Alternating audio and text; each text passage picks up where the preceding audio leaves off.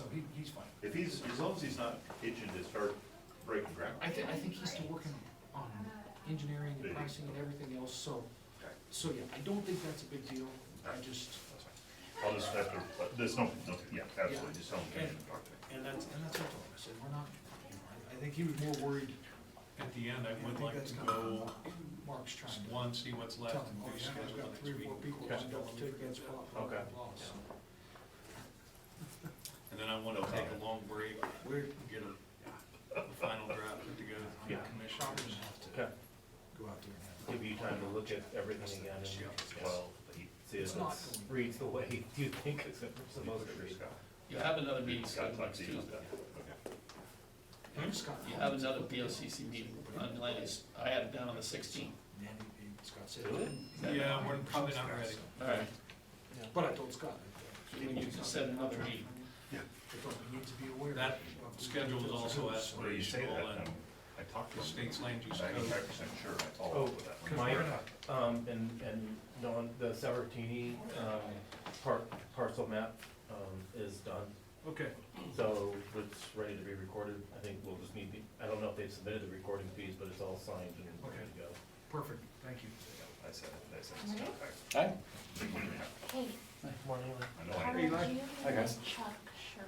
So it is 9 Yeah, o'clock, we're sure. gonna go ahead and get started. This is the Delta County Board of Commissioners work session for May 12th, focusing on land use code. We got a full Need the full plate today, so we're gonna Delays the conversation that much longer. As soon as Mr. Supus joins us, Carl, would you kick us off? Sure. You can start without me, it's fine. I don't mind. No, Okay, so, we have 3 parts. We have chapter 7 and 8, which, bringing back some areas that your board wanted to see after your last, work session.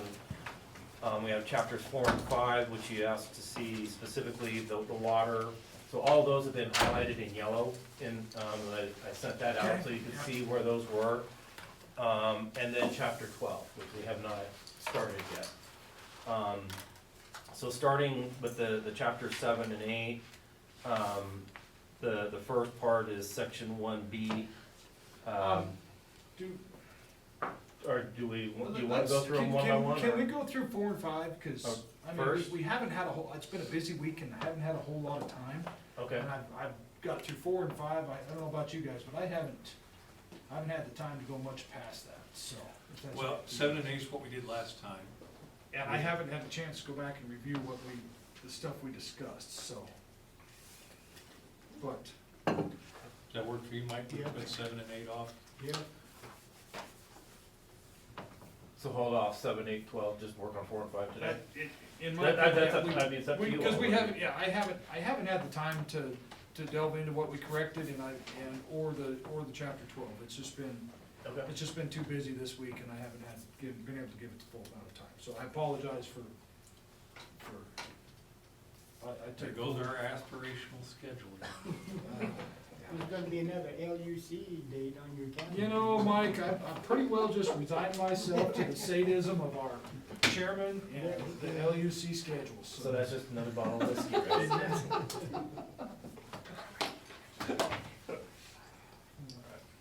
Okay. Okay, so we'll go to chapters 4 and 5. Do you want to go, I'm assuming, do you want to go through all of them? I know you asked to highlight the water, which I did. Let's go through it all. Yeah, let's Okay. just go through. Make sure we got that. Okay. So the section 1A1, there's a couple areas being deleted here relative to stewardship areas. That's an area that we do want to work on and come back to more specifically, but the gist of the stewardship area is in chapter 12 with the clustered subdivision. So basically just moved it to that point. Don, would you turn the fan on? Section 2, roads, access and circulation, referencing the Delta County roadway design and construction standards. So some of this is being revised with input from the county engineer. I think probably the main area in this section that has been of question is in subsection, or section 2, subsection C to E, the street plans relative to the, 35 acre plat. So when we first talked about this, when we developed the original code, we've got areas out there that we have planned for future development, or future, not even necessarily future development, just future roadway. So that was the reason we put that in there, and I don't know if master street plan was probably necessarily the right terminology. But we've got areas like 1900 Road out here, where as we move forward, anything goes on out there, we keep that development in mind, so when the day comes, we ever have to finish that road through there, we're available to do that. So I think it needs to be in there, I just think maybe the wording might be the issue, because technically I don't know that we have a master street plan as such. We've got certain roadways out there that are flagged, but like I said, it may just be a terminology issue. And so what we did is we tried to word this in such a way, if 35 acre division of land exempt, but where it has access to county road, or if they're putting a public road through it, that's where this would apply. If they have a road that they wanna dedicate, it needs to come to the county. If they have an access that is onto a county road, they need to come to the county. That's what this is been rewarded to try to convey. Okay. I don't see the term master street plan. Yeah, it's just before section 2, it's at the bottom of, section 1, sub Oh, I see 3, it now. sub E. Yeah, I see it now. Thank you. Is there a different term, Commissioner Shippus, that would kind of capture what we're trying to capture there? As verbose as I am, I haven't come up with a good one for it yet, so, But what is that? The long range, at least, I'll say plan or goals for 1900 Road, for instance. What is that? What is that called? Okay. It is kind of a master plan for street. well, yeah, For I mean. roadways, right? Kind of, Where yeah. you were thinking of Yeah, I'm just, adding roads, here's, connections. yeah, my concern is that we're opening ourselves up, because if we say, somebody says, well, I don't wanna reserve this, cause you don't have show me your master street plan. We say, well, we don't really have a master street plan. They're gonna say, well, then I don't technically have to reserve the spot for it. Does engineering not build something like that? They have- Long range, There's a capital long-term? plan that Yeah. shows what's planned immediately, right? Funded Well, we have and then- a and then- 5-year, and we then have a few- and then 5 year out. capital plan. Right. But some of these aren't on a 5-year capital plan, they're just long-term road plans, and that might be the answer, a long-term road development plan or something like that instead. By saying plan, you're indicating something exists in writing, I would say, a long-range road goals Well, and or needs. but I also don't wanna make it too open-ended the other way. There needs to be, we kinda need to have that line in the sand, but it just needs to be, I don't know what the answer is, but, it's, I just remember having this discussion when we developed it, and that's the reason we put it in there, but it probably wasn't the best language even at the time, so.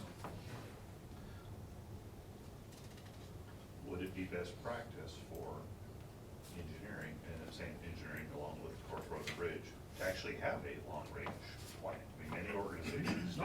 They have this is a projection. Circulation plan. Yeah. for Yeah, the it would, plan.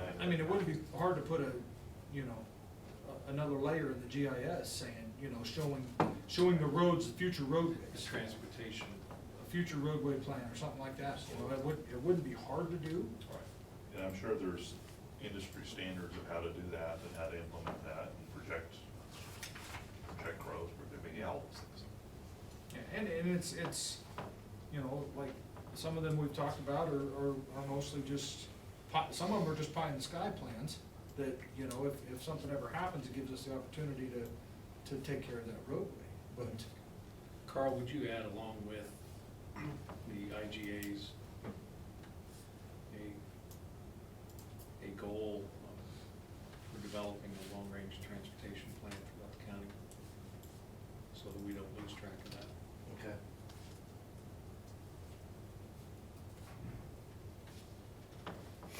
And maybe what Don's indicating as a first step is get GIS to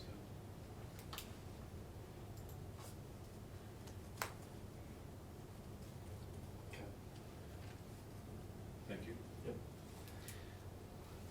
So then here in chapter 4, the street plans, I mean, that grew out of the previous resolution, the 1997 resolution. There is statute around it, so I don't, I mean, I'll kind of look to John, whether we don't even really need that. I'm sorry, where you at? I was on to the next thing, so. This, if you remember the 35 acre plus subdivision. Right. Street plan. So we'll keep going down.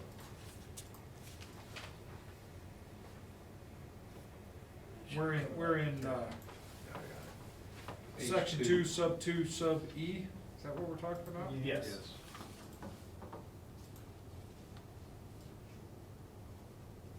Yeah, this was that one that was,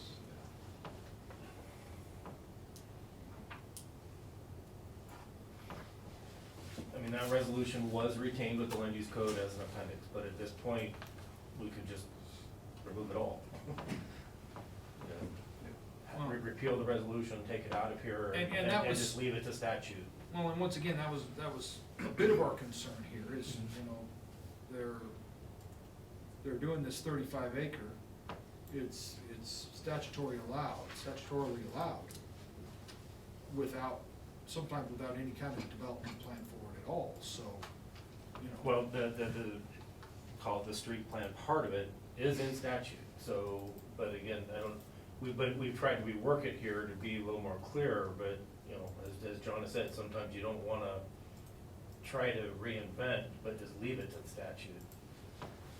And I'm comfortable with just leaving the statute.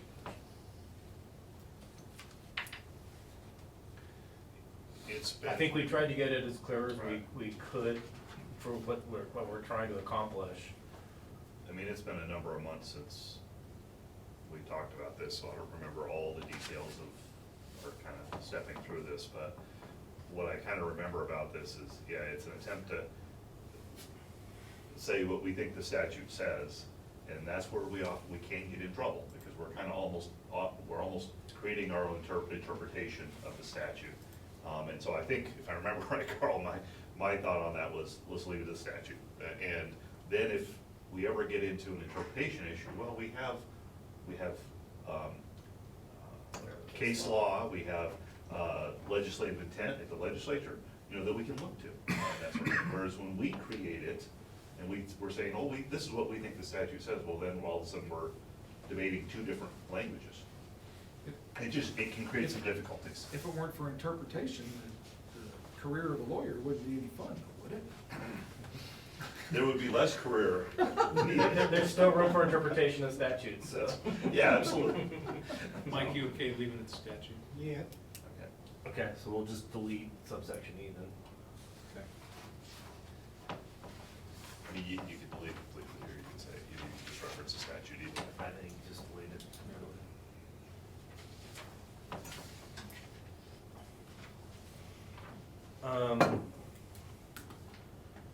Moving on, I think an area to highlight here is the local roads. It's a kind of new subsection 4.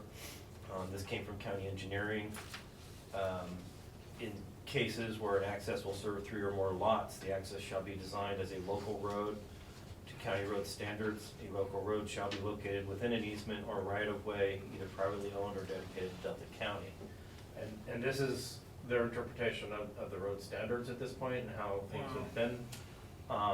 So This is- we just wanted to, if we're gonna keep it, we wanna have it where people are aware of it. This is actually has more to do with our 911 standards we gotta meet. The that's also statutorily required, is it not, if I'm not mistaken? Meaning that 911 statute says you gotta have a good road if you're gonna. Well, it's not even that, it's for access, but also it has to do Location. with location. Road naming, Road addressing. naming, yeah, technically, anytime you got more than three, it should have a separate road name for EMS purposes, and that's why it was set up that way, was just because. And the road standards do have two types of local roads. One is a local road paved, and one is like a local service road, which can be paved or gravelled. So if we want to distinguish that here, I can just tell you, my time as mayor of Orchard City, ran into this issue more than once, where a property owner decides they're gonna do something different with an access, and husband's dying of a heart attack, they call the ambulance. Ambulance is trying to show up to an address.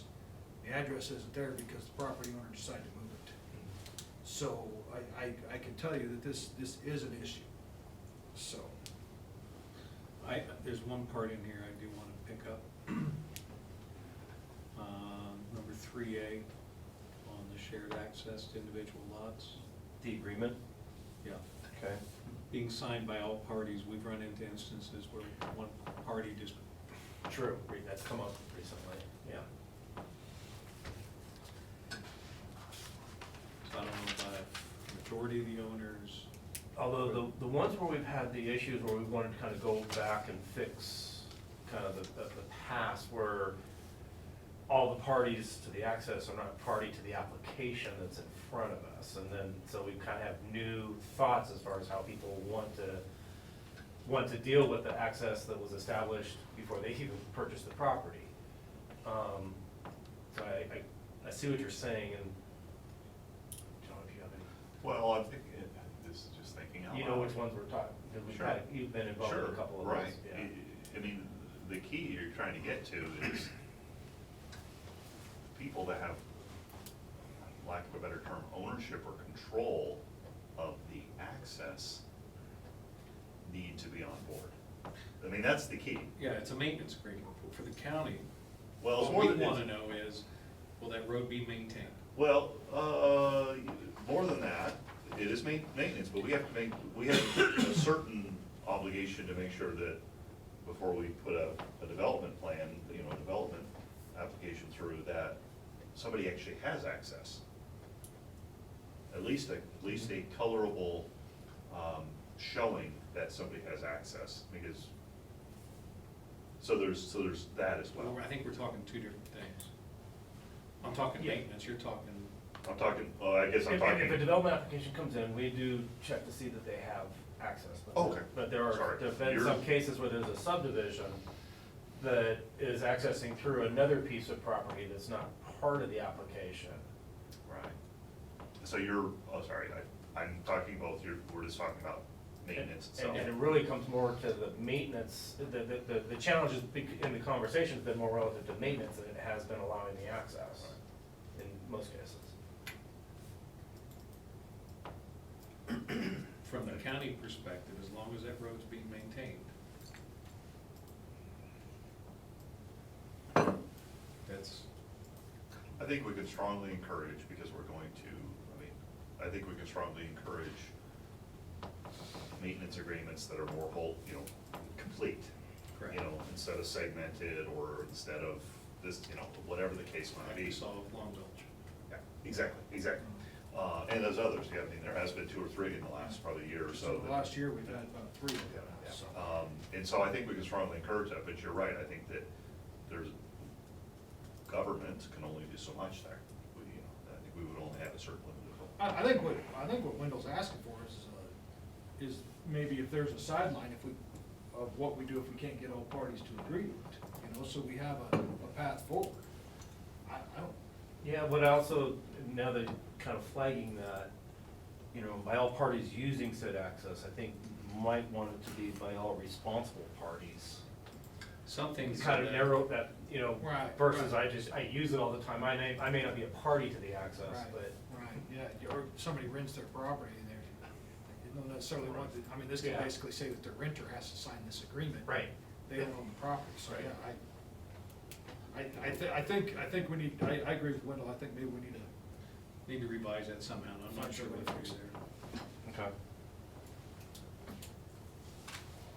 On my private roads, Right. it's hard to force them to do it. Okay.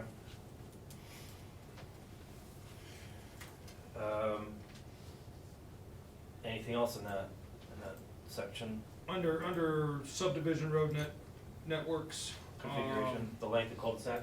Yeah, length of cul-de-sac, we got too many variables out there to restrict to a length. The conversation, again, with engineering, but I think we had it on a road and bridge work session, you know, as far as the maintenance of cul-de-sacs. And I think what I thought I remembered was road and bridge preferring that the cul-de-sacs not be too long from a maintenance perspective.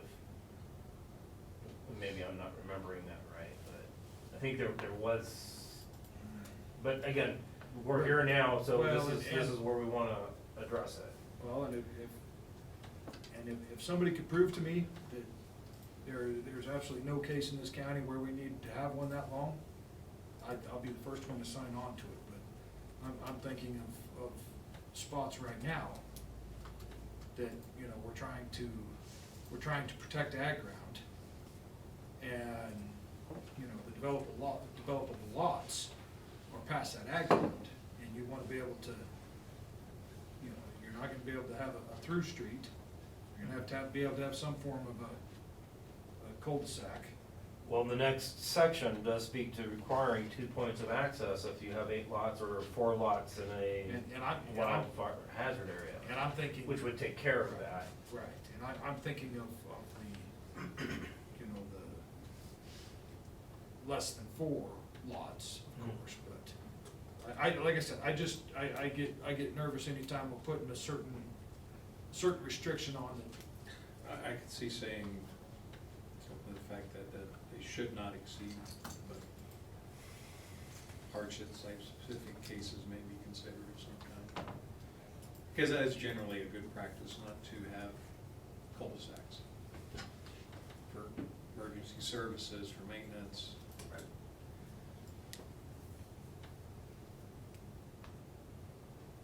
So should instead of shall, or, I think I'm hearing Commissioner Supis talk about just deleting that.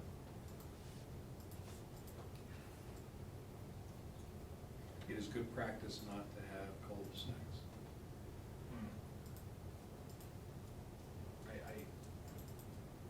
And you can avoid it.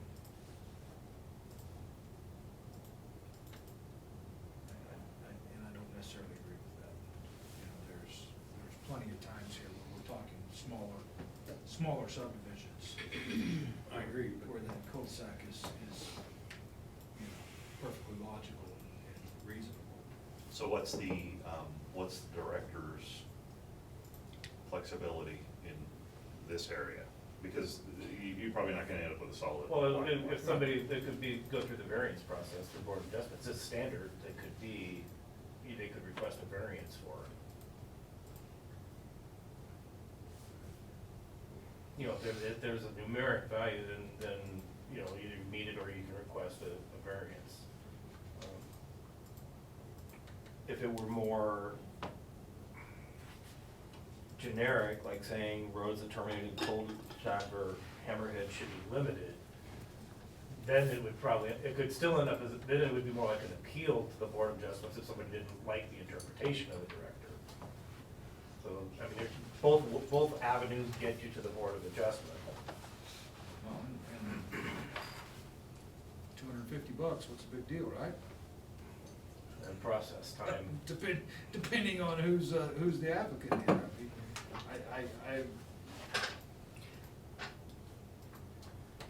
There's people that like to live on cul-de-sacs because there's no through traffic, you know, it's just residential traffic. That could be a selling point for that subdivision. once again, I can think of instances where this would be a detriment instead of a help.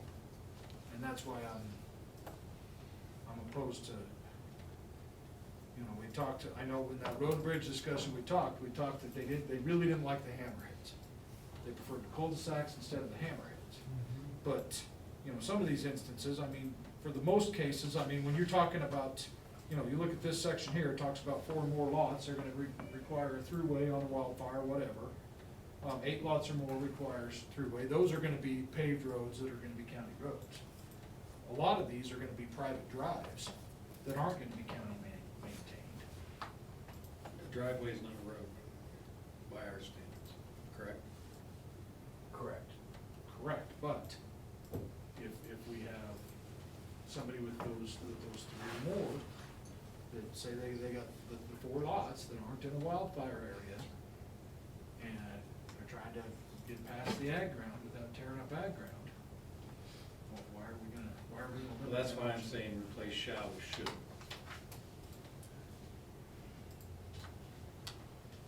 I mean, it's semantics, I know.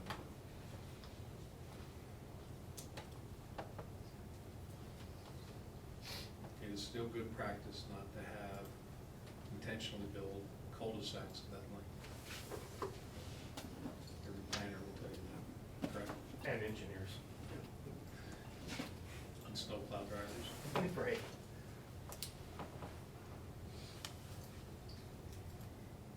And first responders. Yeah, when you get to the longer access, then, you know, that's that much distance in without having an alternative route out from a first responder perspective. But I also, you know, hear what Commissioner Sibbs is saying with the ag lands, there are some large parcels that, rather than having a secondary access, which is going to take out ag land to create more road, you know, so.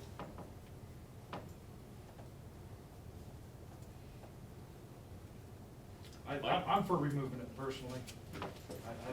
I think our review process through engineering, and going through all roads and everything, you know, I think we're gonna see these things, we're gonna flag them when they're not safe or not logical. But to put a hard no or even a should is just gonna be one more thing that I just, like I said, Where you at on this, Mike? Well, the review process, we can sure note it that way and address it then. And then, it's all right with me to strike it, since we do have the review process to catch it in the application. And there's areas where cul-de-sacs will probably be needed without a secondary access. You all right with me to remove it? Okay. And review the application and review will pick it up.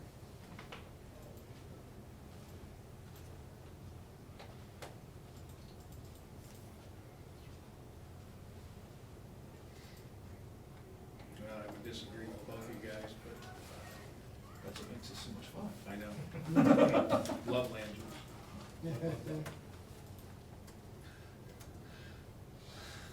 Let's strike it. Okay. In our draft copy, don't remove it yet, I'm still gonna argue with these guys. Okay, just show it as struck out, but, okay.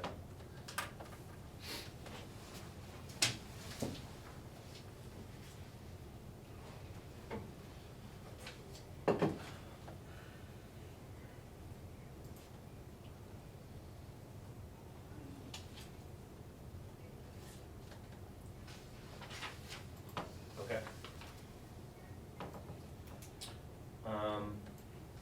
Anything under right-of-way dedication requirements? There's one change in subsection 1 about dedication of right-of-way to Delta County shall be transferred in fee simple title. I think That's something we've been talking about with. that just kind of solidifies our policy there. Right, okay. Engineering standards and cross-sections, some changes to the paving. subsection. And I like this change here about the growth management area versus the, Okay. straight half mile. Okay.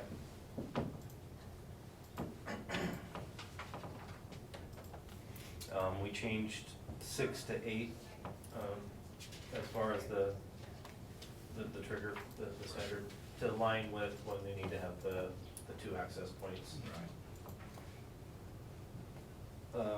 Road naming. So in road naming, Yeah, we just need to reword that, the wording is not, if you read that, it doesn't read well at all, so. oh, Under yeah. generally or? Under generally. No, I see what you're saying now, and it was will be accessed, and then we deleting ED, Right. and will serve, yes, okay, I see what you're saying. Yep. But otherwise, the general context of it, Yeah, so, yeah, that's fine. Under road names, is there a reason we took out the road naming guideline? because that really isn't the name of the document. The road naming is in the address regulations. Okay. So we're just trying to reflect the actual document title, Okay. not a different document. Okay. Yeah, that's a portion of that document. Right, It yeah, it's addresses a that. subsection of Okay. that document. Okay. Yeah. I just remember, I mean, we I could say, remember we could say meeting- the road naming guidelines within, I just The remember county maybe a address work session regulations. about road naming guidelines, so I Right. just wanna make sure that. yeah, because- yeah. Because there are some legitimate points in that guideline, so, okay.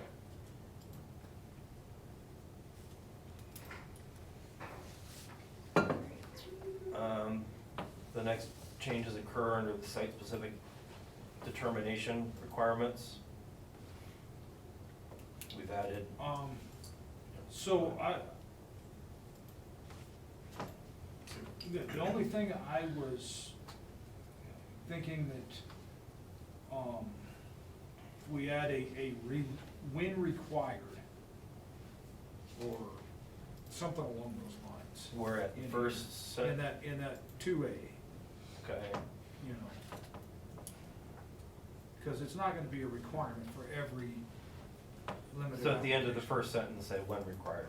Yeah. Okay, yes, because we have made those changes, right, Right. that it's not gonna just automatically be required in all cases, yeah. And then also, we talked about that we were not going to be maintaining lists. Right. Probably I'll go ahead and remove that section. Which is,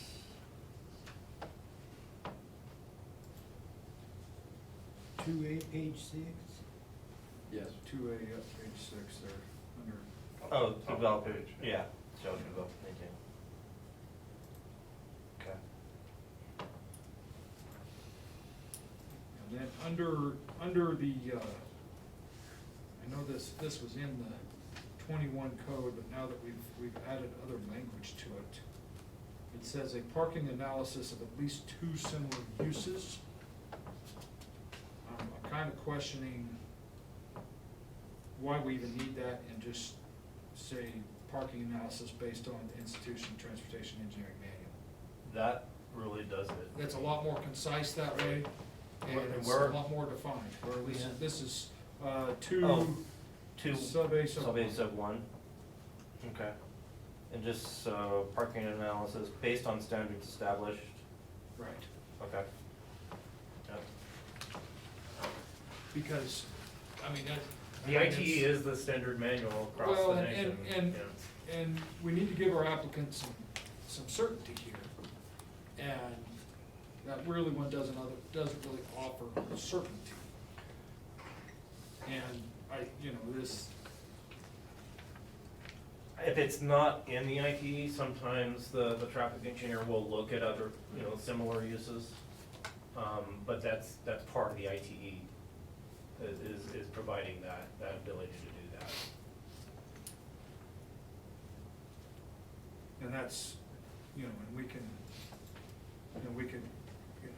we could put in there, even based on the ITE or similar uses to cover that, in case it's not in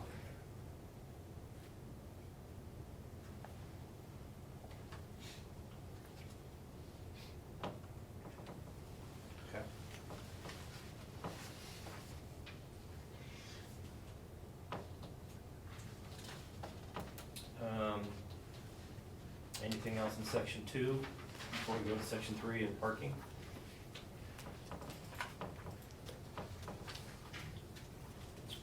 If not, there aren't a lot of changes related to the parking. The table 4A, there are changes, but it's to align with the changes in the table 2B as far as the types of land use.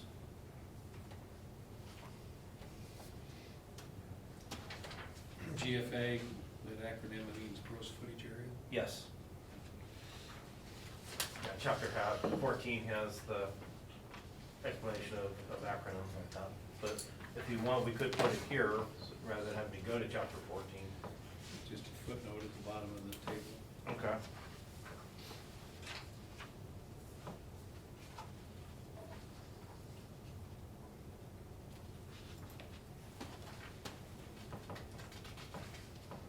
I didn't have any problems with those.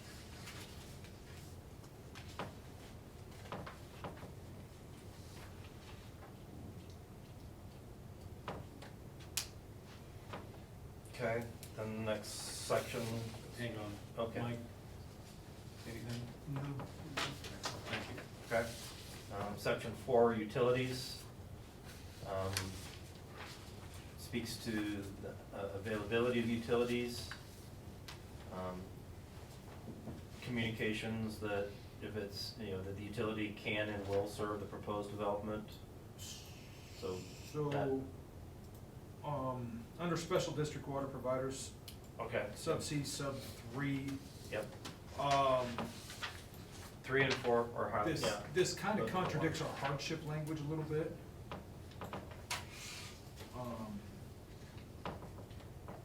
Because, the district can say, just like we talked before, yeah, we can absolutely provide this for a mere $100,000 worth of piping and $50,000 tap fee, absolutely we'll provide this water. And that contradicts our hardship language in the other section, The cisterns, the cisterns. what a cistern could be used. Right. So, I think that second, or that last sentence in sub C, sub You mean 3, the added section? yeah, I think maybe that language should match our hardship language. That way we're consistent. Or just take it out? Or take it out, but I'd rather see it, because this is gonna be contentious at times. I'd rather Yes, see this it is- in there and referencing our hardship. Okay. And it's, I think also that this language also keeps some of our water providers, kind of keeps them honest, keeps them at the table. Okay. They're not going to, maybe be as likely to be crazy with their rates if they know that there's a hardship language in that standard. So kind of like what we did in sub 4 there? Right. Okay.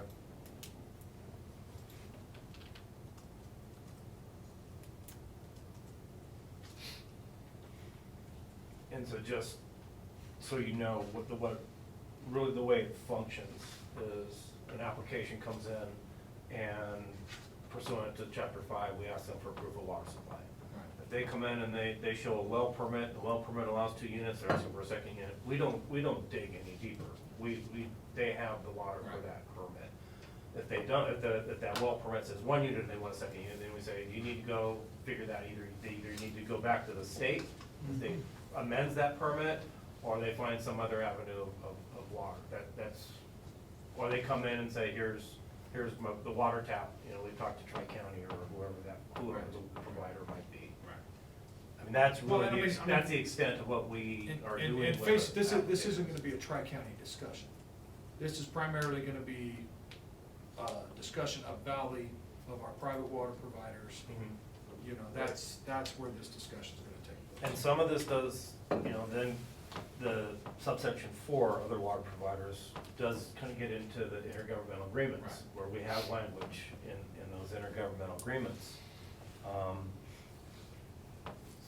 Domestic water, accessible service, cisterns will not be allowed, nor will wells be authorized for domestic water within a growth management area. I just pulled City of Deltas, and that's the gist of the language in the IGA.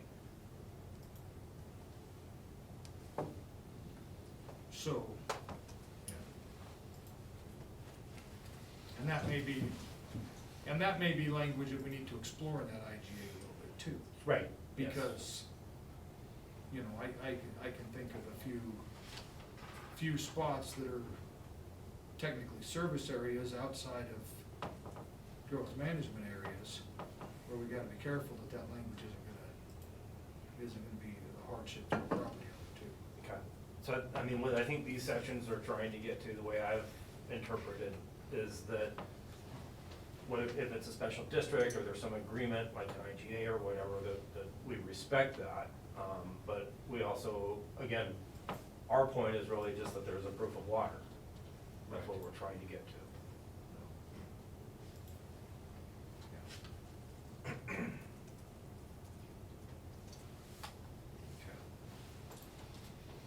Mike, anything here?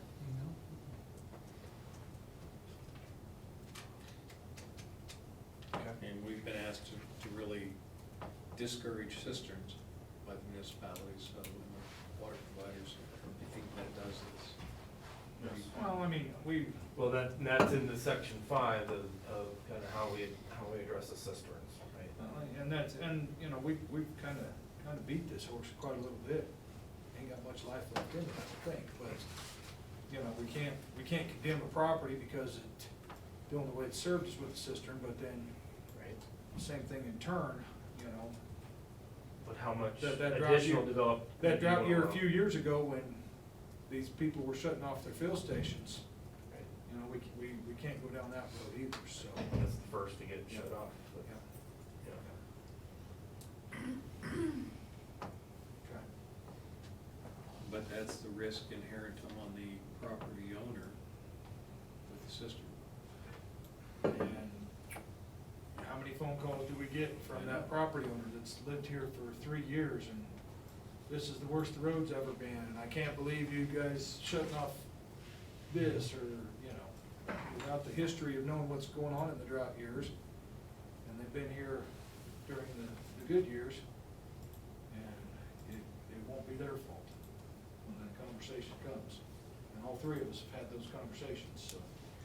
Maybe in the application, when the cistern is the only way they can get water, have something in there stating that they know this could be a liability in a drought year. And have an initial or sign or something to that effect.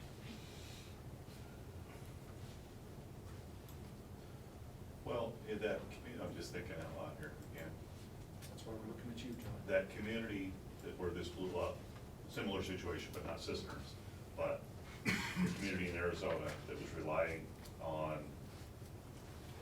an insecure water source, hundreds if not thousands of homes or something like that. I think many of those property owners were basically saying we weren't on notice. And so I think from my perspective, it might be a notice issue. That would only notice the developer, but 20 years later, when the house has been sold 3 times, that new property owner may not have notice. And the only way you can create notice is it becomes of record, like a platinum or something like that. And I don't know if you wanna go that far or not, I don't know what that would do to value of homes, what that would do with title, lots of things like that, I don't know. So you wouldn't wanna encumber that title in that sense, and I don't know that it would, but clearly, that gives notice. You put something as a platinum, that this property is served by a cistern, and buyer beware kind of a thing. And we do get into the plat notes in chapter 12. One of the standard plat notes in the past has been you're allowed 1 residence without coming back and amending that plat note. Maybe that's what it's, in some cases, trying to.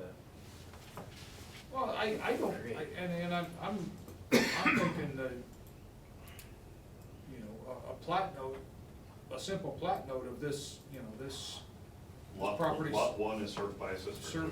served by a cistern, and, you know, cistern, you know, water, you know, available water sources cannot be guaranteed, you know. something simple as that plat, and then, you know, then it is, it's buyer beware at that point. Cistern is not a guaranteed water, Right. well, depending on the cistern, if it's cistern with hauled water versus a cistern that's used as part of the water system where you have water coming from a spring or, well, you wanna use it for Frequent makes it pressurization or Right. cleaning it, or yeah, whatever it might be. I'm familiar with a cistern that tapped into a field tile line. That's where they get their water. And for that cistern, that served a residence. Right. That's what I said, there's other, It was Could you it was make- a good source. Could you, for chapter 12 and plat notes like you suggested, let's take that up again and maybe you can see if there's anything else out there okay, as far as good verbiage. okay. Yeah, I bet that's been addressed somewhat. We had one in Orchard City, guy was feeding a cistern with just a sump pump on a leaky water line. Took us years to find the leak in the water line. And when we found it, we found his pump in there, pumping his cistern straight out of the leaky, right out of the hole in the ground, leaking that water. And then we fixed the water line, then he was hopping mad because he lost his water cistern. Can't win for losing.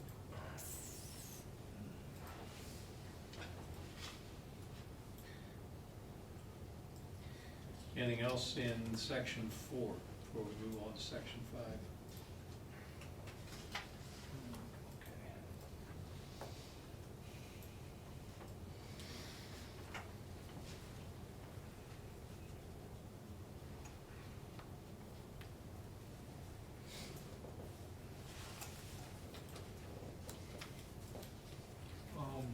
Section 5, mapping resources.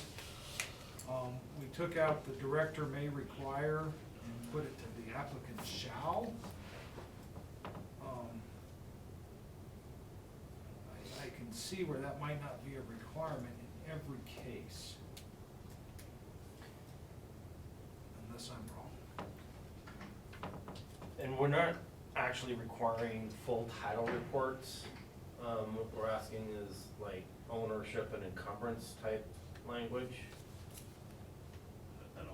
An ONE, yeah.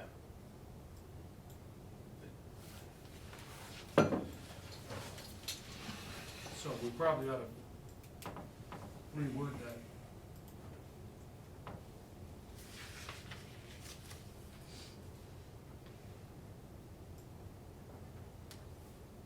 Are you thinking of? Well, I think if we mean an O&E, we should say that, because that's pretty Yeah. standard, Right. rather, because when I read title report, I'm thinking, Yeah, it's a lot more costly to Right. certify it, and Right. that's not what we're asking for. And so, you know, that's why, and we need to be very careful, and it's probably addressed in here, I don't know, Carl, but an O&E is only gonna show things that are of record. right. I mean, there's a whole lot of easements out there, and a whole lot, especially around water and ditches and this and that and the other. Well, what if we that just- are not gonna show up, obviously, because they're not of record, there's nothing recorded. So what if we just revise it and say the applicant shall submit copies of documents that affect title?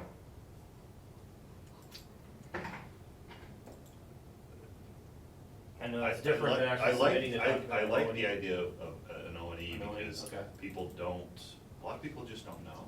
Right. And I don't know what an O&E costs, I don't Yeah, think when, it's, I don't think when you're it's, signing papers, you know, when you're closing, you're just, you know. I don't know what an O&E costs, I don't think they're real expensive. I don't think we bought one, when did we buy one? We bought one Fairgrounds. for, yeah, I was gonna say, we did one lately, but I don't remember which project it was.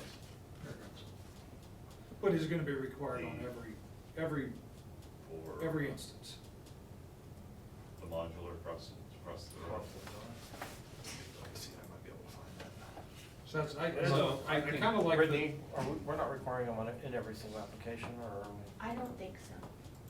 so that's why I kinda like the director shall require, or may ask, May require, may require. okay. So leave Puts it- that part the way it was. Okay. I'd say, if you're gonna go that route, the director may require the applicant to submit a title report, an O&E, or other documents. There you Title. Yeah. Give some flexibility. Okay.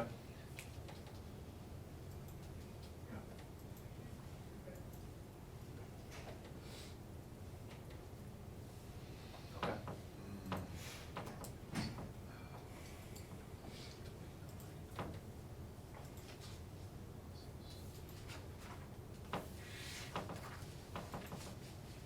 So the main changes after that is subsections H and I regarding scenic byways and then floodplain, floodway.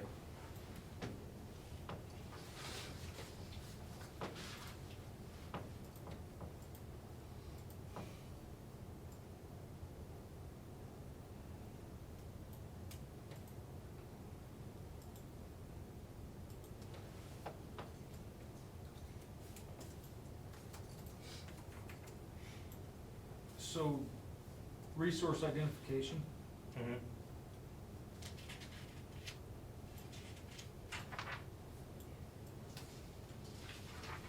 just because I've been through this a little bit. Let's see where you're at. Sub 3 on page 13.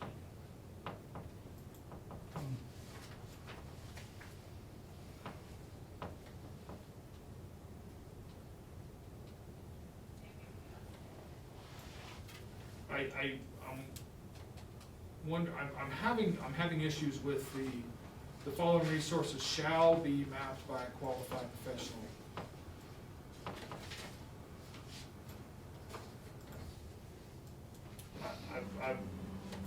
I've just in the past been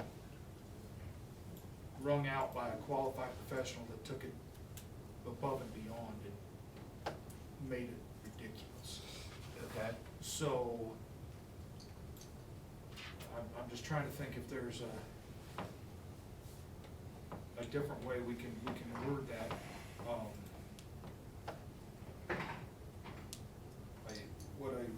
What I did on this document, I actually keyword searched the word shall, and went through every place where it said shall in the document. And this was one of those where I kind of wondered if this may not be a place where we find something other than shall.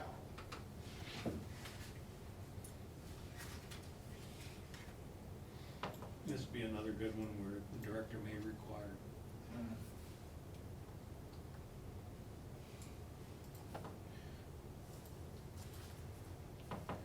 Remember, qualified is different than certified. Right. You wouldn't need a PE to do this, to be.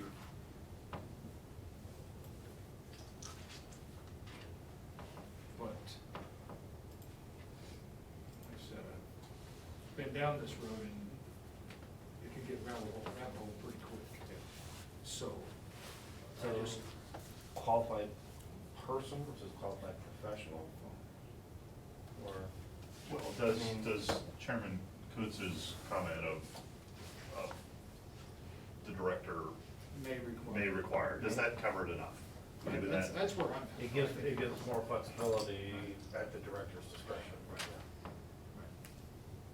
Because I do think if it is, the director says this is required, it does need to be by QP.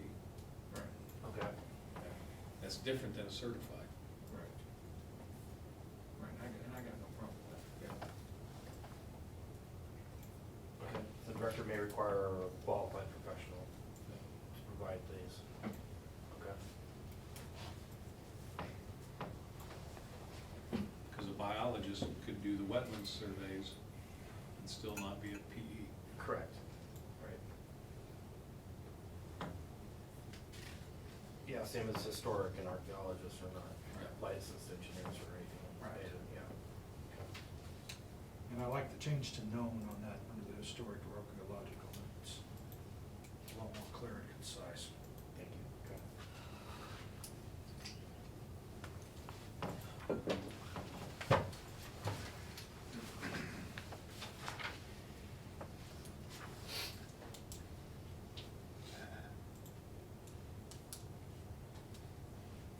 Where did we get the quarter mile on the scenic byways? Is that a standard within? That's the scenic byway designation. Yeah.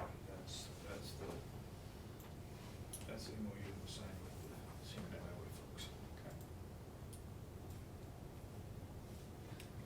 Lindsay, the scenic byways in Delta County would be 133.92 is 65. 65 north of Cedar Ridge. Yeah, that's scenic. Yeah. 50 is not. No, there's nothing No. on 50 that's scenic. No. Well, there's a lot of stuff I like. You talking about generally or? Designated, Mike, designated, not personal choice. Yeah, let me rephrase that. Beautiful, there's some beautiful Yeah. crowd around 50. Yeah, absolutely. I'm not saying Highway 50 is not pretty. I'm just saying it doesn't have its own scenic byway designation. Okay. And I've only been for you guys' information, I've asked Lindsay to take on the scenic byway. and I've only been to one meeting. So you're now the expert. No. Yeah. Right. Give me more time. So what I hear is that the board wants you to push to get Highway 50 established. It's mostly in Mike's district, so. Yeah. Well, maybe it's all entirely, well, No, yeah, there's maybe a little bit. part of a district here, but the pretty part is in District 2. Yeah. Let them know. It's pretty when it rains. And that- I and tell that- you what, And that ground is turned I green. drove to Junction last night for a baseball yeah. game, and I tell you what, it's the prettiest I've ever seen it on Ever, that stretch of isn't highway. it? Yep. Yeah. It's like those brown mountains are all, it's incredible. Green and then the wildflowers. Mike. and some color, yeah. My son, he's big into videography and all this stuff, and he keeps saying he wanted to go out there and film some apocalypse movie during the winter, because he said, this looks like something, post-apocalyptic, and that's what we were talking about last night. I said, it's amazing what a couple months will do to this place, huh? Mhm. Right. Full of water. Yeah. That's right. Water's an amazing thing. So, section I there, Mhm. so where did this verbiage come from? Greg, as the floodplain administrator, provided this language.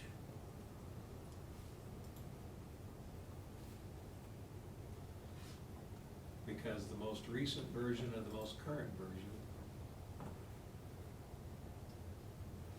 What the hell was that?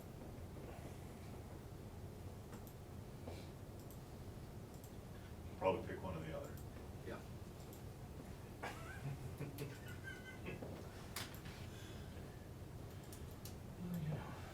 A different acronym for I- BFE is I mean, base I- flood elevation. I thought that Yeah. So you learned I something. guess right.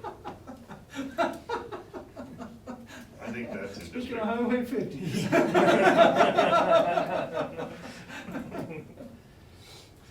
Oh, that's funny, Mike. That's why we didn't just put the acronym there.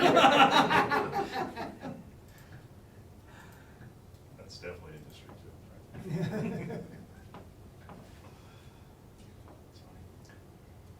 So just clean that. But I Yeah. laugh about it. Do you have a preference of most recent or most current? Probably most current. Most current. Or.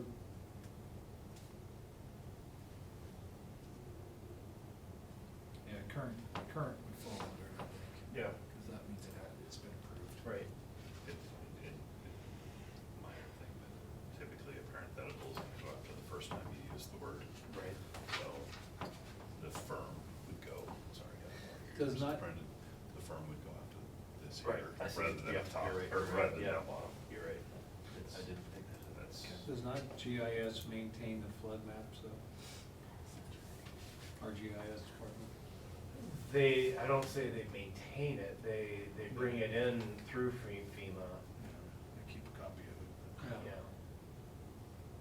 Because I've actually talked about trying to get an overlay map, and it's a little bit difficult. So it is available through our GIS, but we are not actually maintaining it.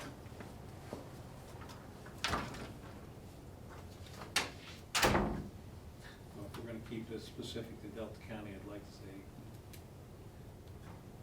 Delta County has a version. And that's what we'd be depending on. Okay, so according to the most current version of the firm map, on Delta County's GIS. But that's not necessarily an official That's not necessarily gonna map. be the case though, yeah, I mean, if it takes a while to get that map down, put over it, input and all that stuff, and, yeah, Carrie and I, we had discussions when this whole thing's gone on, because they just went through this process, and there were some areas of contention.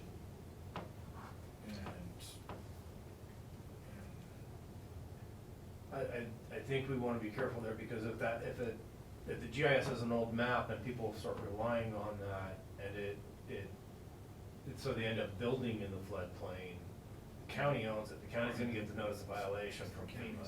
Counties. Well, and I could see them relying on our data, building the property, they get flooded, and then all of a sudden I get the call saying, why did you? And if the county didn't have that, for instance, I would want to be the keeper of.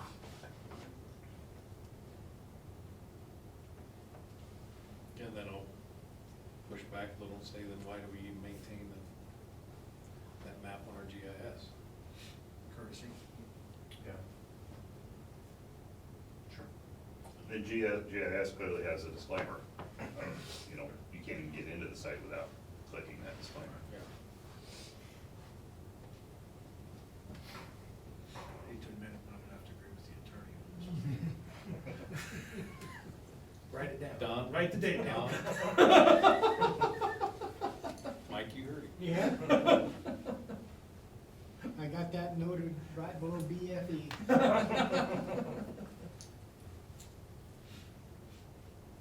I mean, realistically, what are you talking, this is a section about the director may require these things. So you're already got a point where it's a development that the director's already saying, hey, floodplain is gonna be an issue.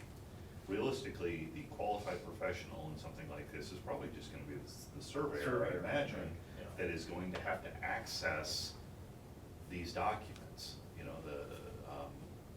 the firm, the flood insurance, I assume. Yeah. Or the 100-year floodplain, They'll look whatever. at what the elevation is, and then they'll map that elevation. Yeah, and through a survey. so they're already doing that, I mean, that's. And then they certify the finished floor elevation based on Right, that. yeah, I mean, so, I think surveyors should be able to access that outside of the county's system. I'm sure they do, I don't know where these are. FEMA must maintain these things, I would imagine. Mm-hmm. And they do. Yeah. In fact, they just updated. But you see my point, what if the county residents can't depend on our GIS system to be up to date and current? Well, that's a management, administrative Yeah. issue that we, I don't know how GIS does And it. maybe I'm just too much in the weeds on this one, but. Could you star that one also, and we'll sleep on it, come back to it? Okay. And the point is whether we reference our internal GIS or not. It's certainly an avenue that has the information, but it's not the only avenue. No.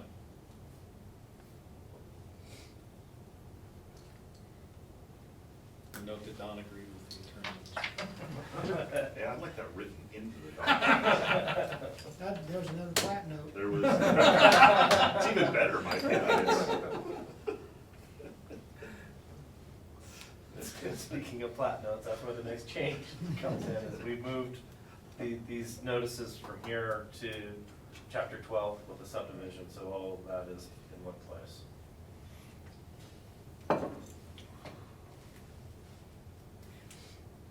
Okay.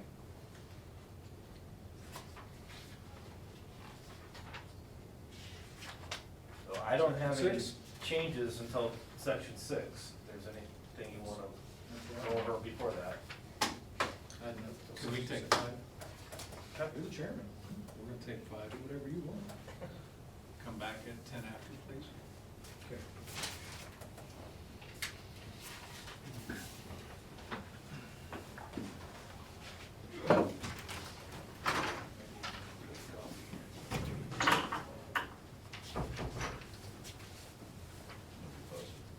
Need a big cups of White House coffee. It's stronger than my stuff I'm making. Oh, yeah? Can you Do what? discuss when was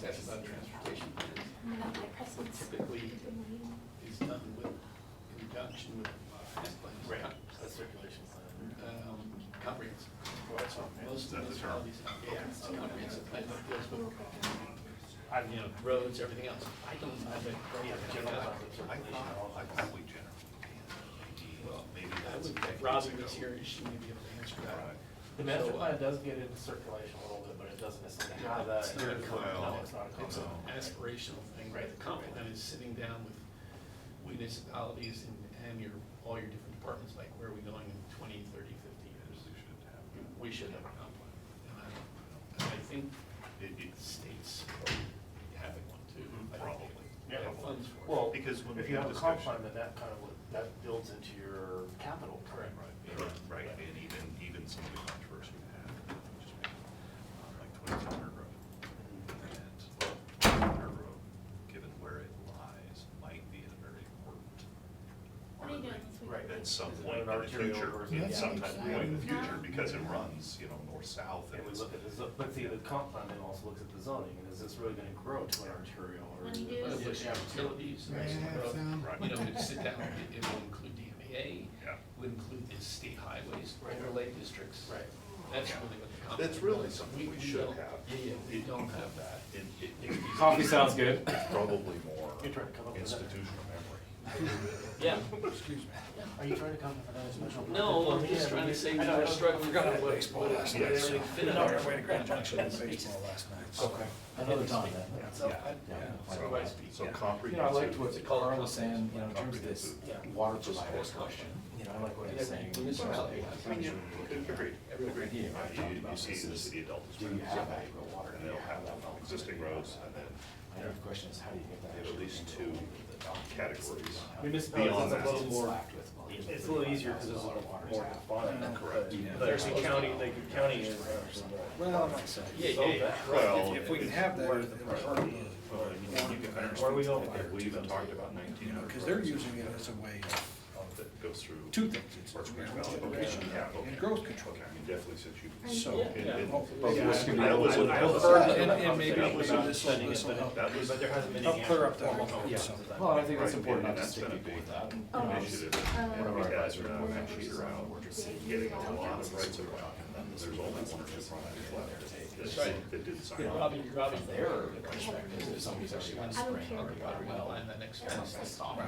Where I say, Well, and that's- we're not gonna- And that's why I wanted to review that IGA language, so. It's been a while since they. It's not, yeah, they come up, 19 kicks, No. kicks right into 1900 road going through. Right. Exactly. I think even maybe Southwest. 2020. And then you get up to 92. Yep, you go straight across. That was Yeah. Another east, As soon as, there's another as soon as we were done It with may land be. use, we're supposed to step right into IGAs. They're positive and negatives.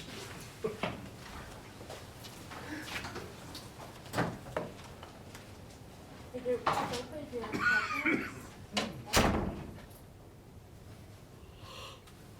NEIL. Right, you know how Delta County, so you're not,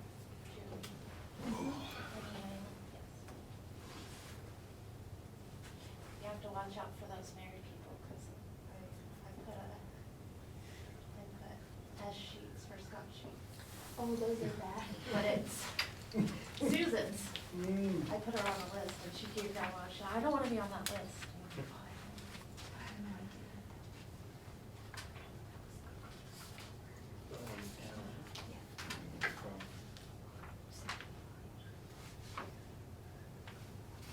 NOV, notice of violation.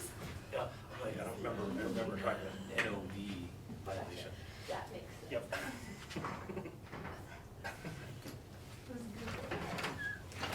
Makes sense.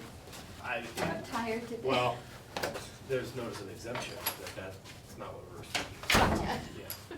Okay. Boy, that really threw me off.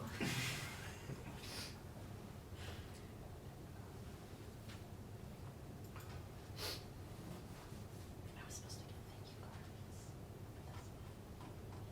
You bet.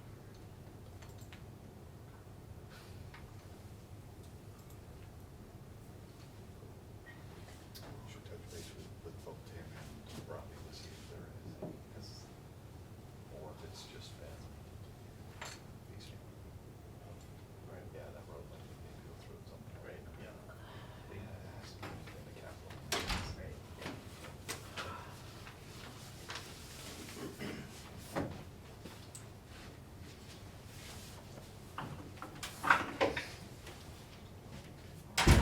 guys ready? Thank you.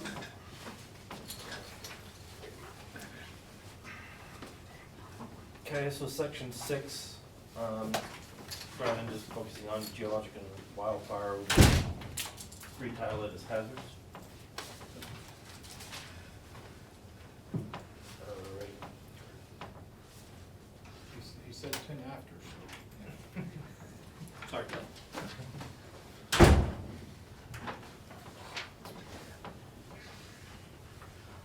As you were saying. Okay. So on page 20, there's a few changes, really just kind of clean up stuff. Otherwise, Is there a reason we went from 25 to 30 on the slopes?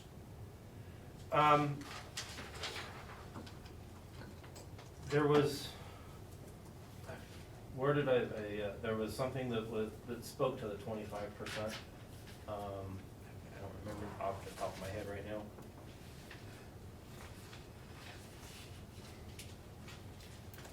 Because later in this section, we still have it listed as, I mean, we go to very steep at 25%. That's, okay. Is that what we're Yeah, so talking it's about? aligning with that, yes. Thank you. I knew there was somewhere else that it was, but I didn't remember exactly where. Yeah, under F, sub 2, it talks about the two types of slope, moderate and very steep. Right.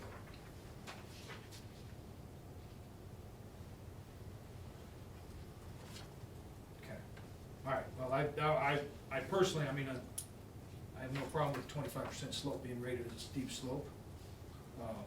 I just wanted to know why the change there, so. That was it. I didn't remember where I saw it, but that was what was, yeah. Okay. And under flood hazard, does that correspond well with our previous floodway, floodplain discussion? Yeah, this was also part of what came from Craig.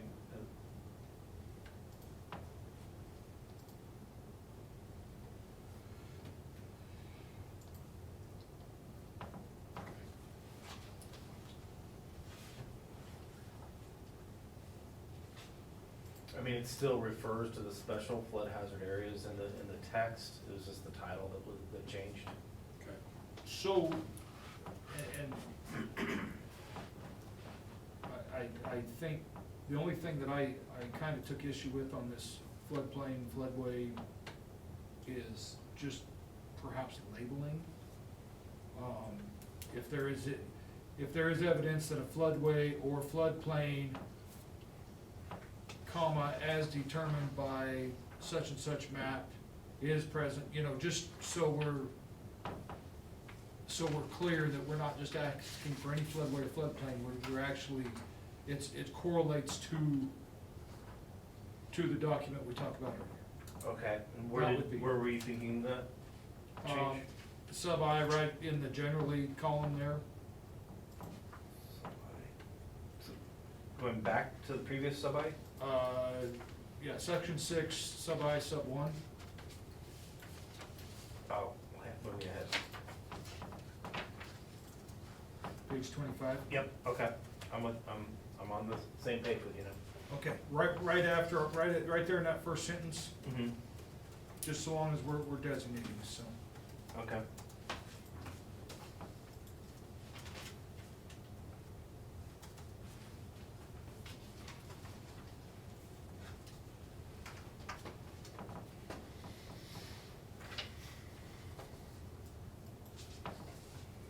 Anything else from floods, because I got abandoned mines, and abandoned oil and gas wells.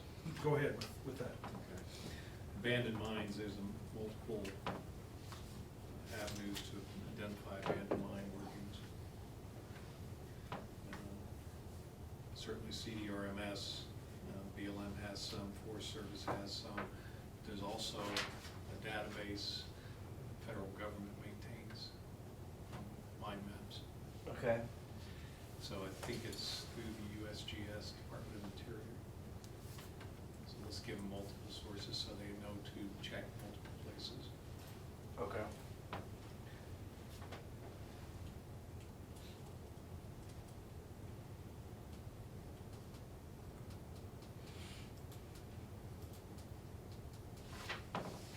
far as oil and gas wells,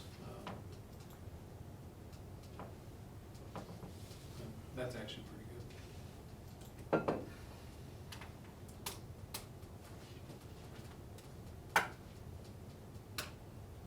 Okay.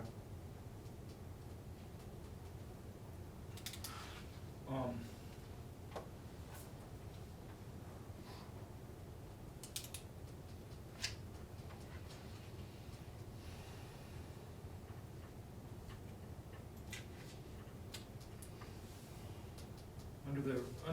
while you're at that, under the reporting and inspection part of that. Okay, sub E, sub three. Yes, sub three, G sub three. If an abandoned mine or quarry is located, it shall be reported to Colorado Division of Reclamation. I'm not following. Page 24, bottom of the page. Oh, you're way ahead of us. Talking abandoned mines and quarries, so that's why Okay. I was on that page with you. I'm thinking of a few instances where they might not even have been a truly registered quarry, but it would fall under that designation. You know, there's a lot of these old farmers that dug a spot out for gravel, use that gravel on their property. It's technically listed as a quarry, but But not subject to. not permit, subject since to. they're using it on not- their property. That's right.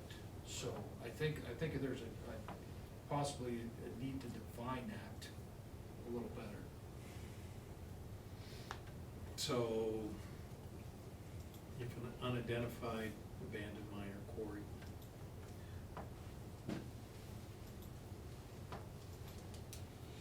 or quarry mine Unpermitted abandoned? unpermitted It's- might be. It's not gonna be, once again, you know. That's what, so if it be some- private property, it would be permitted, so then, Right. then at least it wouldn't, this wouldn't apply to that. We say it should be requested, you know, an inspection by the RMS should be requested. If it's just somebody out there with a front end loader, gravel on a farm road, it's. Well, and my point is, you know, we got, some guy buys property and has this. I mean, basically, our document is saying, you have to report this to the Colorado Division of Reclamation of Mining. Which is an unnecessary burden for something that's obviously was not meant to fall under that guideline. And that's my point here, is how we define that, so that way, I mean, yeah, I mean, there's some of these that absolutely need to be reported, but we're leaving this so open-ended.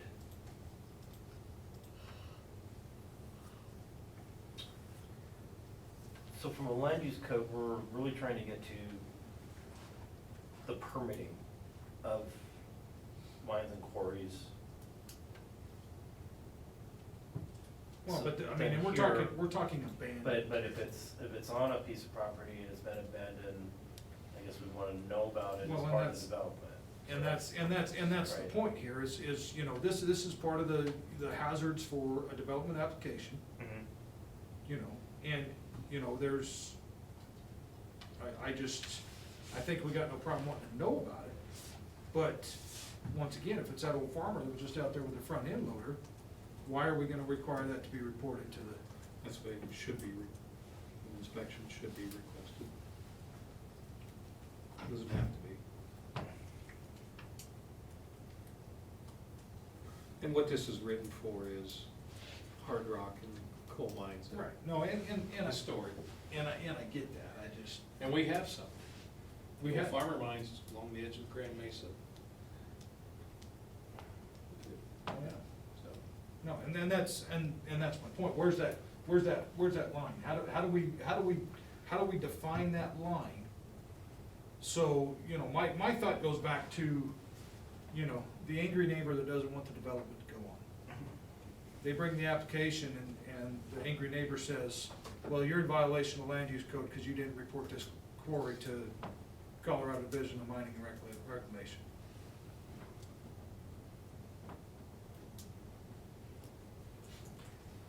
kind of building off of what I think Wendell was saying, you were thinking if an abandoned minor quarry is located, an inspection by the Colorado Division of Reclamation, Mining and Safety should be requested, something like that? Or, I don't even know if should is the right answer. You know, if it is, if an abandoned minor quarry is located,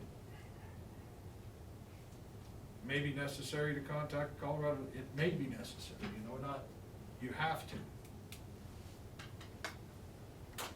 I'm fine with that language. Because I've seen coal seams cut in 10 feet and a couple timber posts put at the edge. There's no hazard there. Okay. I also found one on the edge of a jungle mountain. That was a mountain lion den. That's a hazard. If they're hungry. That's what I thought when I stepped in there. Okay, keep moving. Well, I've got one thing, back on page 20, number 6, abandoned oil and gas wells. And it says, and physical inspection of the subject property. Do we need to insert in there a qualified person inspects the property? Because there again, you have somebody that wants the development go along. Well, I went over there and looked at it, and do we need some verbiage like that? I don't think here, this is just identifying that this is a type of hazard. I don't know, well, so.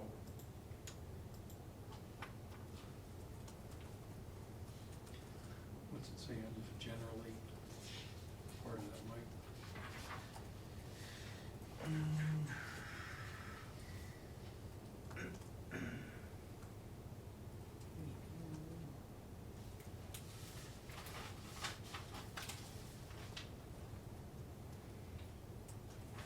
It doesn't really say, does it?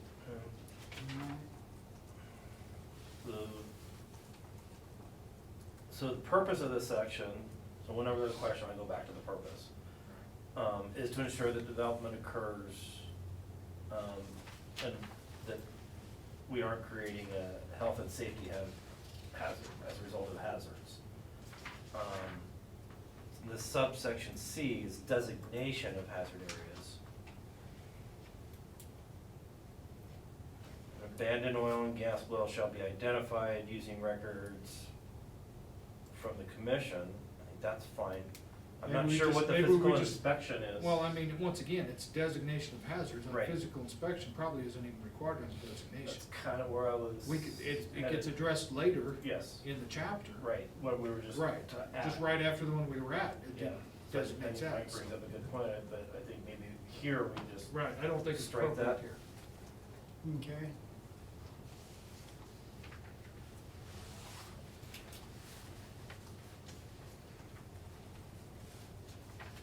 And then we Are go- there oil and gas wells that the commission wouldn't have record of, or there shouldn't be? There are. There are. So this is saying we have to do a physical inspection to see if there's any abandoned wells? Yeah, I Well, don't- at I that don't think- oil and gas meeting we went I over mean, there that's at, really what it's getting to, right? over by So every time we get Seal. an application, we got to go out and see if there's any abandoned wells. They knew there was a oil and gas well on 40 acres that they were gonna subdivide. Couldn't find it, and all through the records they dug with magnets and everything else, couldn't find it. They found a court record of 1912 where one of the oil field workers put a lien against the property, the oil well, and the company, because he didn't get paid for wages. Cancel it, yeah. And then it had the latitude and longitude physically of the well, and it was 1,200 feet away from where they thought the well was, and they found it. And you know, that just took a lot of research, and luckily that document popped up somewhere.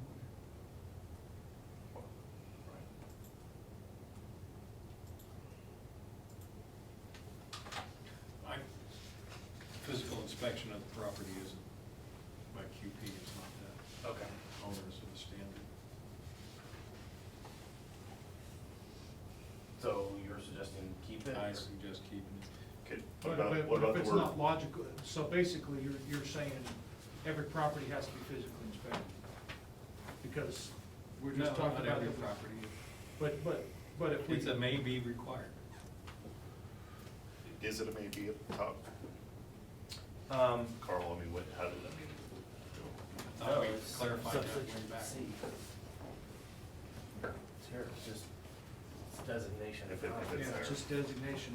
Now, we get to sub 7, and the maps described in subsection 1, I think that's supposed to be C. So this section above define only approximate boundaries of hazard areas. The maps serve primarily as notice that geologic and/or wildfire and/or slope are known to exist on or near the subject property. Precise boundary delineations require a site-specific evaluation by a qualified professional. Maybe that I think that kind of covers it. In 6, you, And you're at sub H, then where, 7, C7, site-specific delineation. okay. so Commissioner Coates, on 6, it reads abandoned oil and gas wells shall be identified using records from the commission, and it says and physical inspection of the subject property. We could gain some work here, or some middle ground if it just said or physical. Because if it's identified, if the commission has it, okay, fine. If there's some sense by the director or someone that there's probably some old wells on there, maybe, or, all right, I'm gonna go out and see if they can't locate a wellhead sticking out of the ground or something. Yeah. And so if it's an or, it gives a little bit more flexibility. Yeah. Is that all right with you guys? Mhm. Okay. Thank you, John.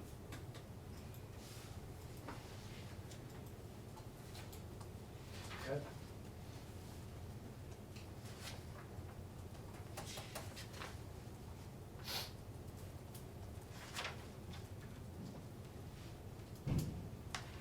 Anything else in section 7? Section 7 is 6. Section 6, before we go to section 7, yeah. Did you create that? Does the Reference floodplain floodway, You changed Yeah. that. does that correspond well with previous notifications on this?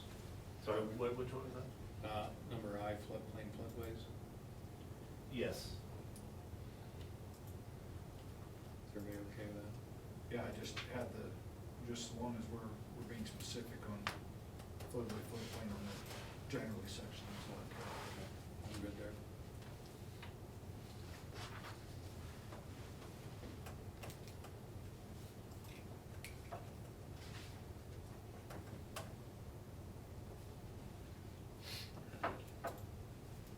Okay, moving on to section 7, environmental quality.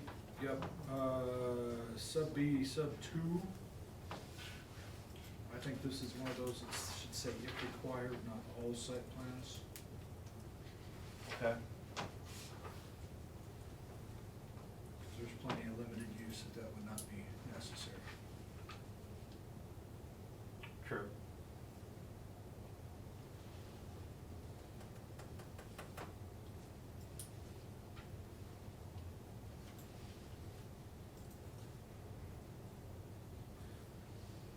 Under D, sub 1, the odor management plan, again, may be required. Okay. Does it work for you guys?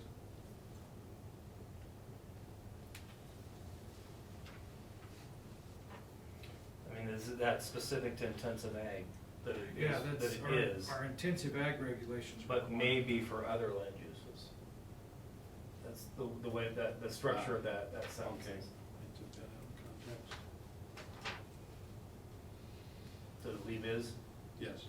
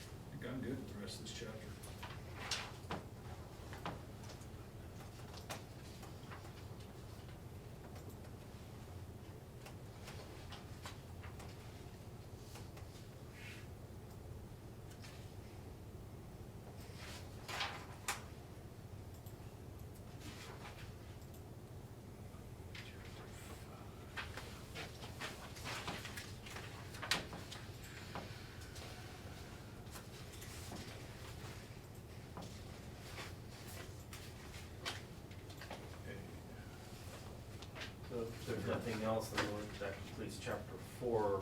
Do you wanna start chapter 5 in a half hour? I didn't hear you. Do you wanna start chapter 5 today? There's a half hour, or Are you guys prepared to go through 5? Don't think we have a whole lot in chapter 5. I think we probably, we have talked a little bit about the traffic study section. I don't know if there's anything more to go over there.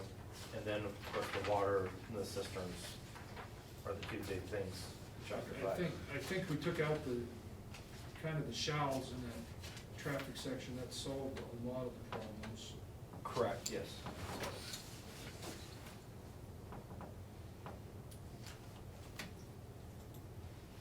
Let's go ahead and walk through 5. Okay. Okay.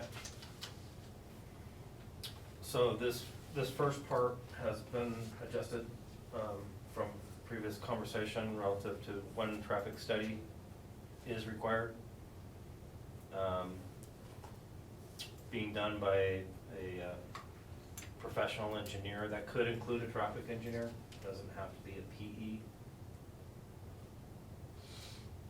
And that was a statutory requirement. Yes.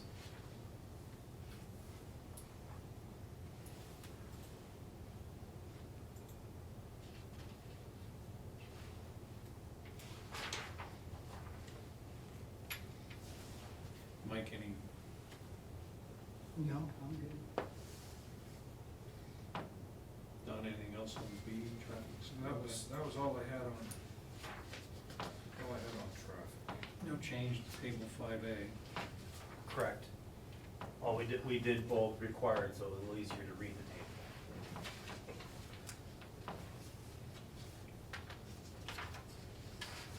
Did we get any comments, public comments on table 5A?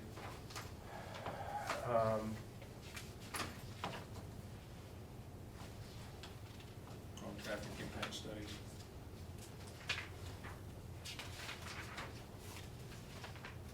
On the table, no.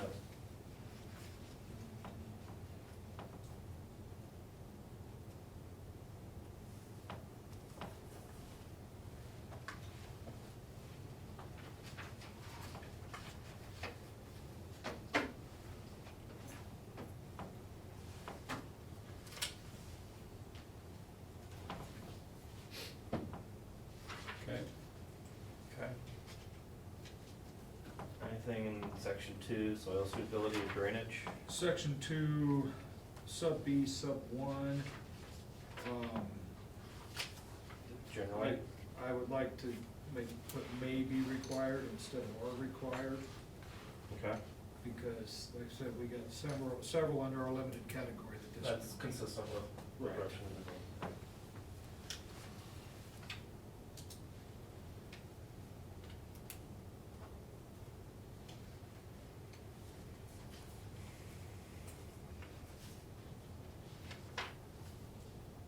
And then under number 2, GLUC and soils report shall include observation of a site visit. You know, there's plenty of times that our geologic reports are coming from previous studies that we've done. Mm-hmm. That should be a qualified person again. Yeah, I got no problem with a qualified person, but, do we need an individual site visit for that application is more the point. Because a lot of these, there's a lot of times we get reports from soils reports that were done with other projects. So shall be prepared by Yeah, a qualified person? right. QP. So what you're asking about is a site visit though. Right. Having done similar things, a site visit always is about But if you've done that site visit on a project, and we're just pulling the information, are we gonna, does this? You don't have to go do, the site visit was done once. And if, I think if you read that sentence, you could, I see the way you're Right. reading it, but you can also read it, as if you had a, whatever the, if the geologic and soils report was done 5 years ago, 10 years ago, and it's thorough, that's probably meets the criteria as well. And I think that's what you're asking. That's what I'm trying to get. Well, I you just don't wanna have make to sure run that this that language is clarified, that we're not reinventing the wheel Every here time they for the sake of. update their application or submit a Right. new one, you don't have to have a new site visit. Right, that's my. That's an added expense. Yeah, exactly. And if it's already been done on a prior project or prior, then, you know, that should be acceptable without a new site visit. And perhaps, you know, depending on how you read that, it could be read either way. I just like that a little more clearly defined.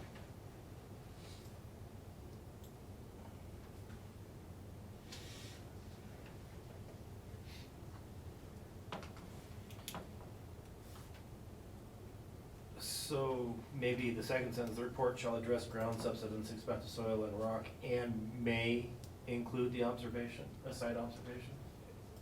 I don't think that's what they're getting at. I think they're getting at if there's a, But there's a previous if report. there's a you don't previous need to do- report and the conditions have not significantly changed, because Right. they could have changed. You could have had major groundwork, but Right. it could have Right. changed. So you gotta capture that somehow. You know, you can't have a 50-year-old Well, but- report and something. And once different. again, I mean, if you've got a qualified individual doing this, you know, that's part of the reason we're asking for the qualified individual, because then it's their liability to make sure it's correct.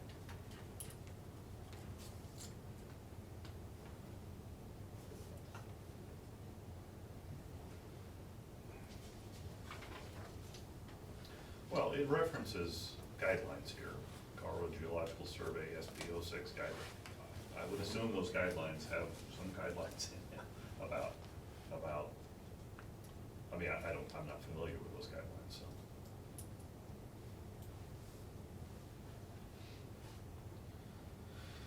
So the geologic and soils report shall be done by a qualified person. May include, which should include a site visit regarding site characteristics, and done to the standards set forth in CGS SB06. I hope you got all that, Carl, on the first take. I think I got the gist of it.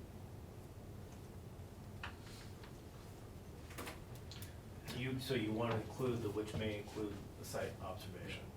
Okay. So something like the geologic and soils report shall be provided by a qualified person, which may include site observations regarding the site characteristics outlined and. As outlined by Yeah. CGS SB06. Does that work for you guys? Yeah.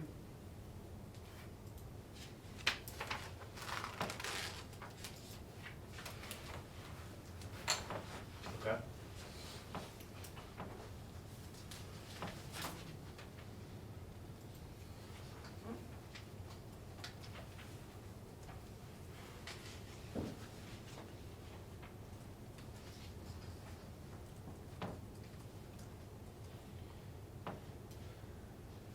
On to drainage. You there yet?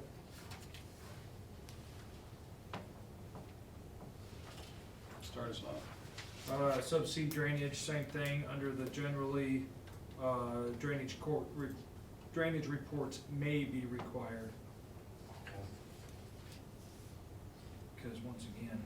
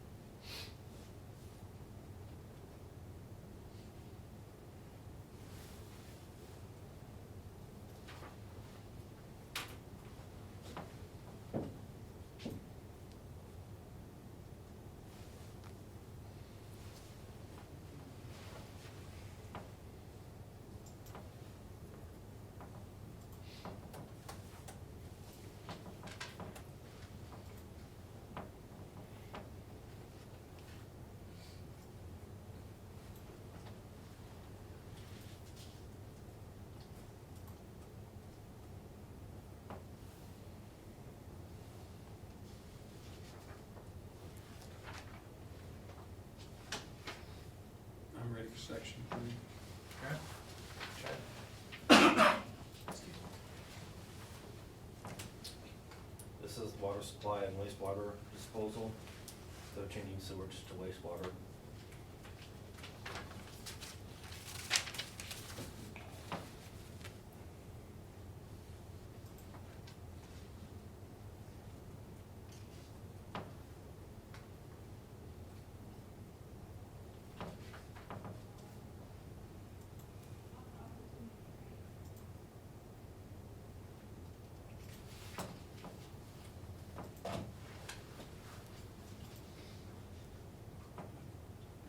Applications, period.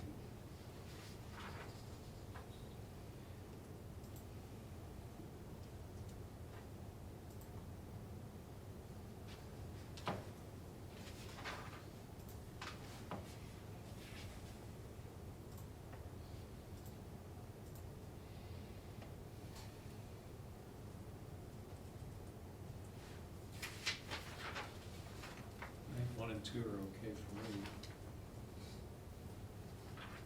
You guys?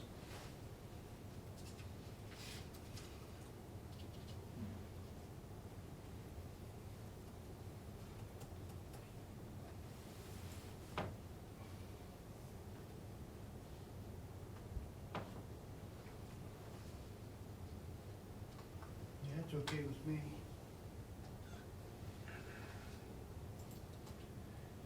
I'm just trying to keep in mind, you know, there are problems up on Fruitlet Mesa. And how we avoid that in the future.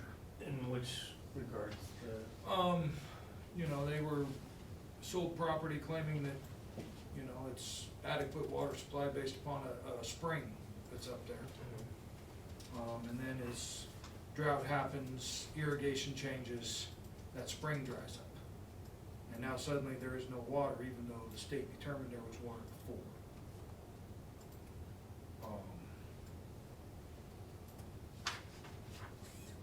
Is that a county function?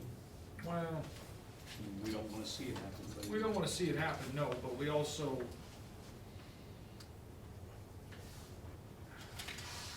I mean, so we're processing application in the land use code, it's a point in time, you know, it's Right. what available information we have at that time, which could change afterwards, you know, they could have, like, you know, in the example you provided, at the time they come in for the application, we'd approve it because they have proof of right, well, water. and who are And we, then who later are we to it say goes the away. state's, who are we to say that the state's wrong?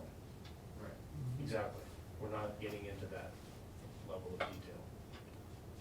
John would love to fight that battle. No, I was thinking, I have never heard Commissioner Supers make any comment about the state being wrong, anything, so, True, true.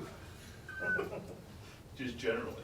Well, and that's why it's a tough subject, and that's why we fight about water, or talk about so much water through this process. And this is some of the most important things we can do. Right, At the same time, where's the line when county government should, how far should we go? right. And I actually think that this couple of paragraphs draws a pretty good balance.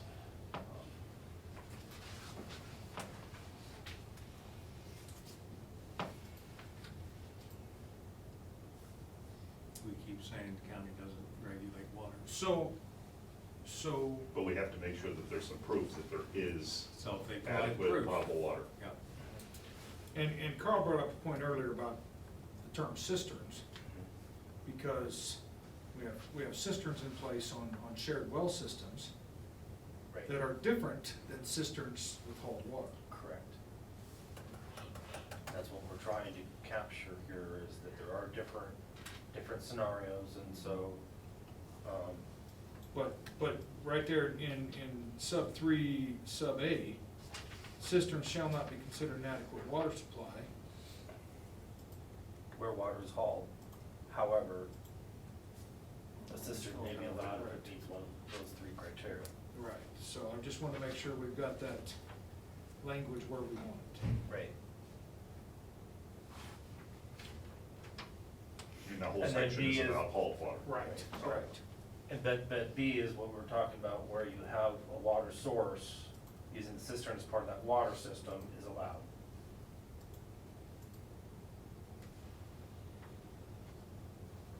And I had to read through this a few times to really Yeah. determine if we're saying what we want it to truly say. Okay.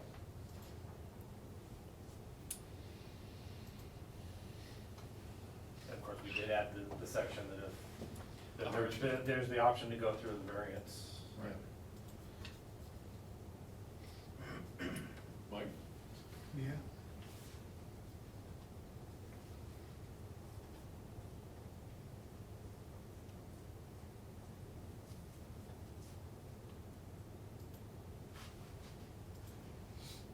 We're not taking away the right to development on the property here at all.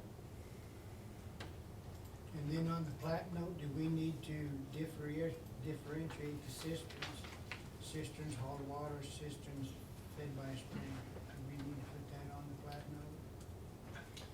So, yeah, the plat note that you want to create, yeah, I think, cisterns relative to haul, we want to be specific to the hauled water. Right, Assuming. right. Okay.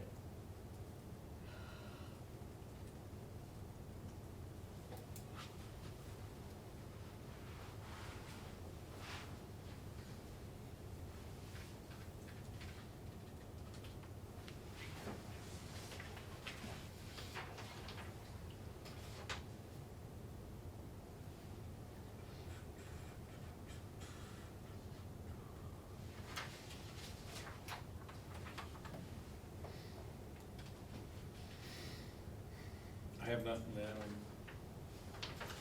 section 4 cisterns. You guys? Nope, I'm good. I think it's okay. I'm still, probably have to read it 10 more times.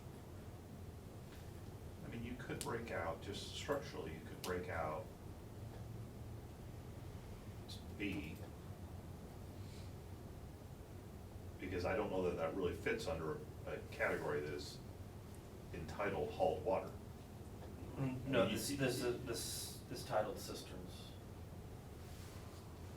Sorry, the one I'm looking at says hauled water. Oh, you have the coalition comments. Oh, I don't know, I've got the one I opened up. This is different, okay. That was their suggestion, was to just title the section hauled water. Well, I don't think that, okay, that's fine. Yeah. Well, and I read that, but I don't, like I said, we differentiate the types of cisterns. If it's What some cisterns. cisterns were allowed Yeah, versus. you could have the category versus cisterns, and need then to you have a title review. category of hauled water and a Because- category of other or something. Because either one fits the definition of cistern. Right. It's just how that water's provided to the cistern is our concern.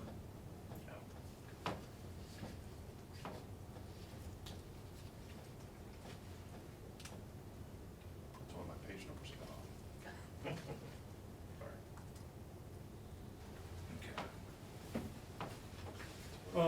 Is that gets in it? Sub-C fire protection report. Probably dismiss it, sorry. Yeah. Mhm. I think that's one of those may be required, because we have plenty of limited uses, once again, that would not require that. Okay.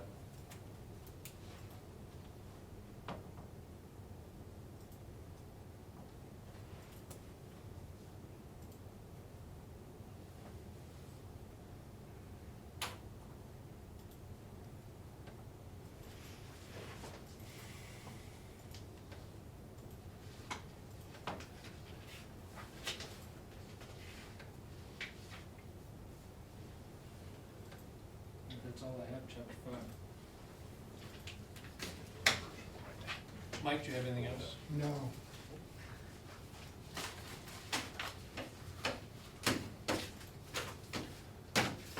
Carl, I think you captured all the working notes on this one. Yeah.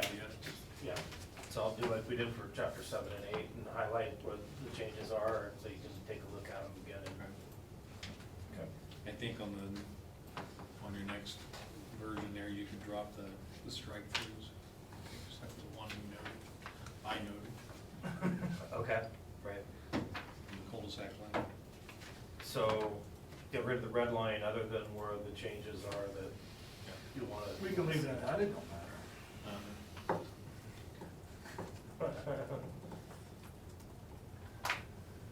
Cul-de-sac. Yeah. Like, yeah.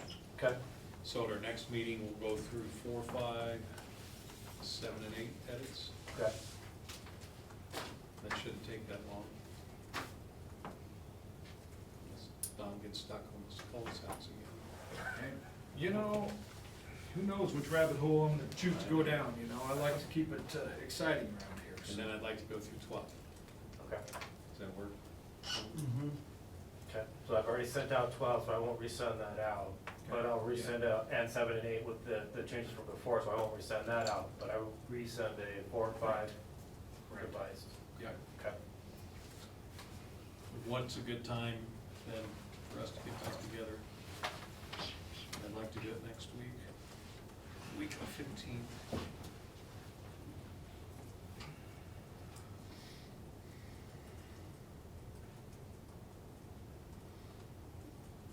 Afternoon of the 17th.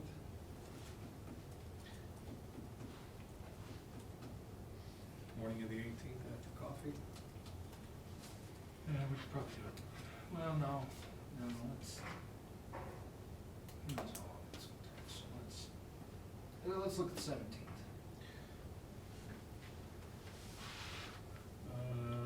I can do anything after 1:30. Okay. Yeah, that's fine. I'm open all afternoon. Let's go 1:30 then, Lindsay, to 3:30. No, we may not need that entire 2 hours. On the 17th. Yes, I'll send you guys all in an invite. thank you, Lindsay. Following that, I think we've hit every chapter we needed to. Is that correct, Carl? Yes, we've completed 1 through 3, and we've sent out the, kind of, we call it clean version. Yeah. This is 4 and 5, 7 and 8. We've been through 13. 12 will be the subdivision. So unless you want to go through So, 6, which is primarily talking about agreements, like subdivision improvement agreements, that kind of thing. 11 is nonconformities. 14 is definitions.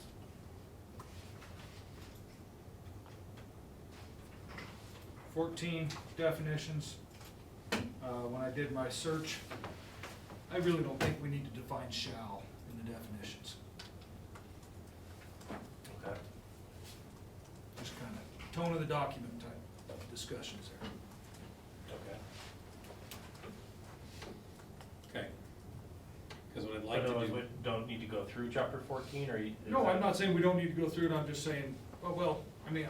I'm just saying that Probably those go are through- the other chapters we have not touched on yet. 6, 11, and 14, and 9 appeals. I think we can review it and come back. I don't think we need to spend time in a meeting. I think we can each individually go through chapter 14 and then come back if we got a challenge we need to address.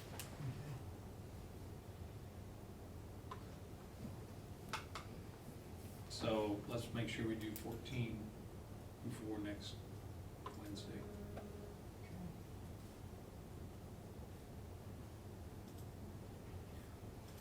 Okay. Lindsay, would you include that in the impact?